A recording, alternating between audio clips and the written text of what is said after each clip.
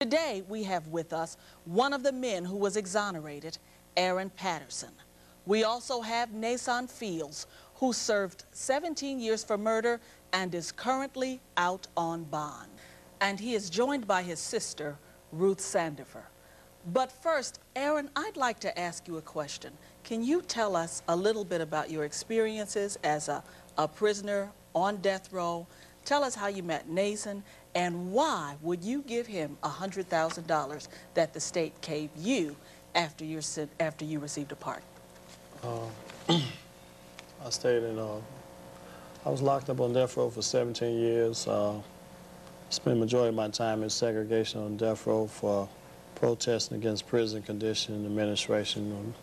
We were down in central Illinois and southern Illinois, which was a very racist part of Illinois, with a lot of Ku Klux Klan and Aryan Brotherhood. A lot of the guards and administration were members of the Klan.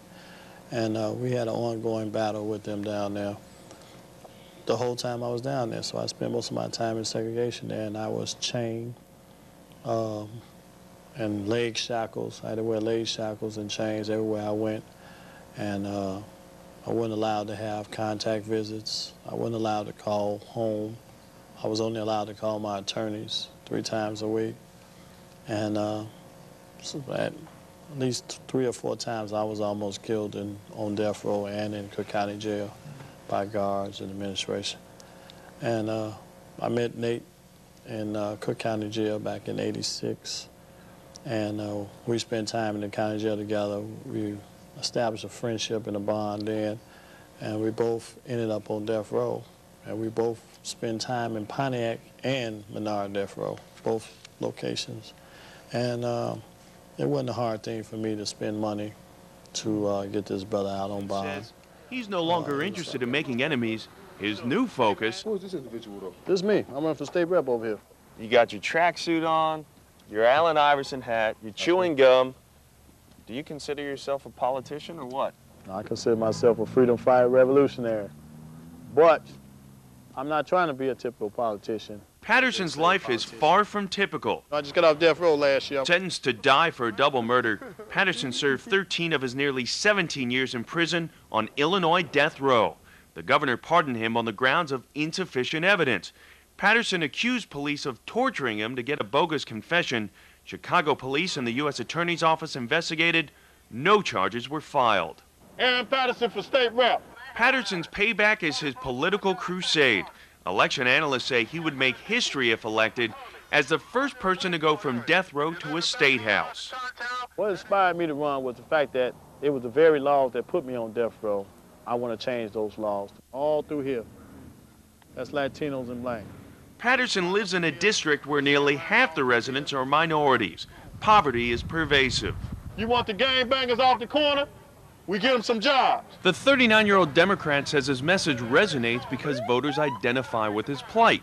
Political scientist Robert Stark says Patterson has a 50-50 chance of winning. They like the fact that he has the initiative, the guts, the audacity to challenge the system in the way in which he is. Patterson's challenge includes this man. Yeah, Jerry Washington. I'm running for state representative. Jerry Washington, who served 2 years as a state representative, says experience counts in politics and that Patterson is political plutonium.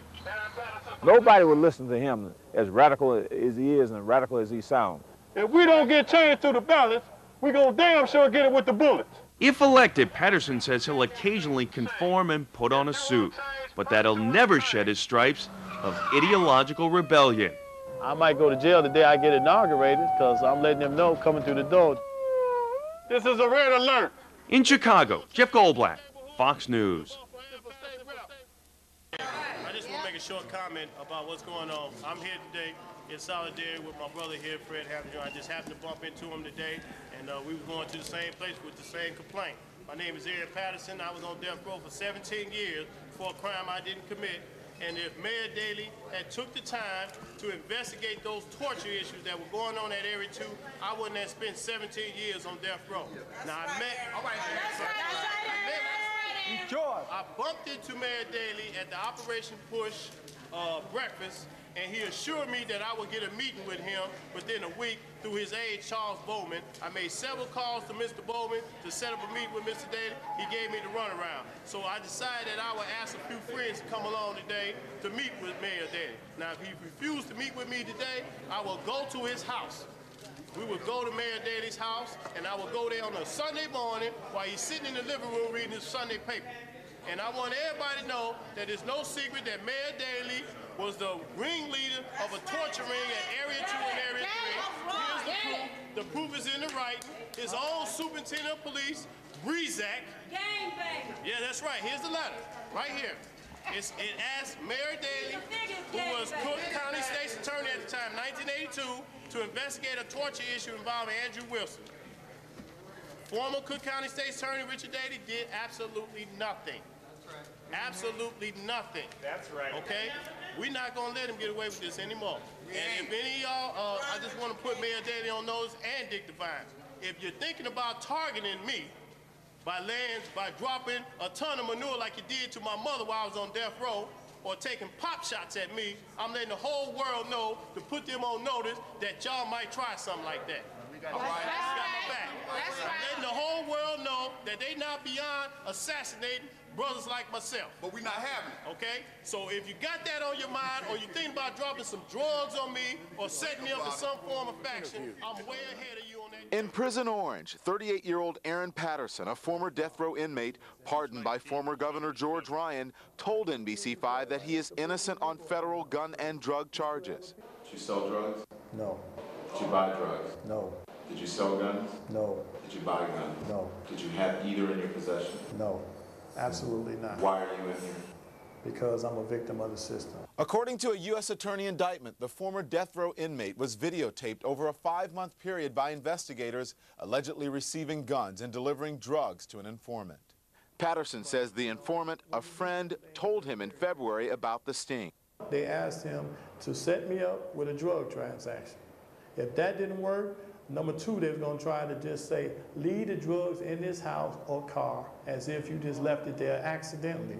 But Patterson says he and his friend, turned informant, then devised a scheme to trap investigators who they believe were crooked and responsible for distributing guns and drugs into the black community. He says he and the informant kept files on the investigators. We took photos, we took serial numbers. We took pictures of all the undercover police officers and their cars. Patterson says investigators found those files in his mother's home on the day he was arrested, his proof of innocence. But so far, the files have not turned up, and Patterson is in jail, denied bail, deemed a flight risk and a threat to the community. The best way I can expose what's really going on in the system is to actually be a sacrificial lamb, to be put in that situation to change.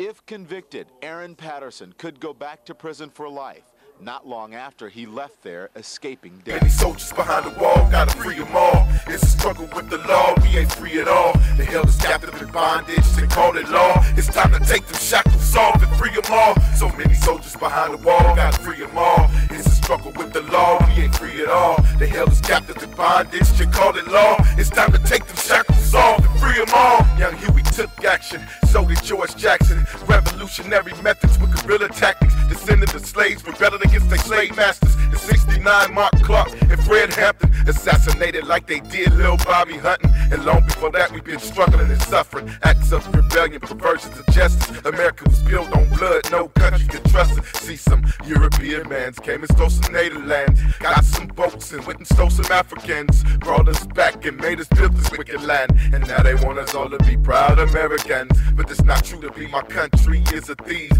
faces pigs and white supremacies, political prisoners. We want them free, word to Fred in the POCC. So many soldiers behind the wall, gotta free them all. It's a struggle with the law, we ain't free at all. The hell is captive in bondage, they call it law. It's time to take them shackles off and free them all. So many soldiers behind the wall, gotta free them all. It's a struggle with the law, we ain't free at all. The hell is captive in bondage, they call it law. It's time to take them shackles off and free them all. Ain't no war on drugs, ain't no war on guns, ain't no war on gangs, it's war on your black ass. Park said he take this war thing deeply. We add to that, we take our wars even deeper.